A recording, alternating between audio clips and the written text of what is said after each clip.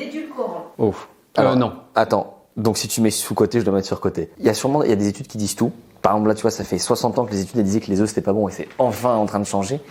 Et je me dis, on a quand même pas assez de recul sur beaucoup d'années et en termes de métabolisme, de problèmes que ça peut faire surtout chez les enfants. Je pense qu'il faut se méfier. L'avantage du sucre, je trouve, c'est qu'on connaît les effets. Tu sais ce qui se passe, quoi. Diabète, dents jaunes, tu vois, on y va.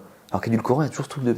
Moi, je pense que les gens ont tendance à voir les édulcorants comme quelque chose de trop beau pour être vrai, en fait. Le goût sucré, sans aucune calorie, ça paraît un petit peu trop beau. Je comprends d'où vient la peur, surtout qu'il y a tout un historique sur comment ont été approuvés les premiers édulcorants, où ça a été un peu précipité, et du coup, l'opinion publique a un peu divergé par rapport à ça. Je pense que faire la guerre aux édulcorants, alors que c'est vraiment un outil qui permet à des diabétiques d'avoir le goût sucré, en fait, qui permet à des personnes qui ont vraiment une appétence pour le sucre à pouvoir manger sucré tout en perdant du poids, c'est un outil...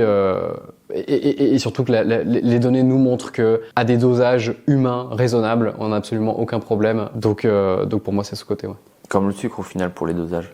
Mais je suis d'accord, quand tu passes d'un coca à un coca zéro, pour moi c'est une victoire. Mais pour moi, le coca zéro doit pas être la norme, quoi.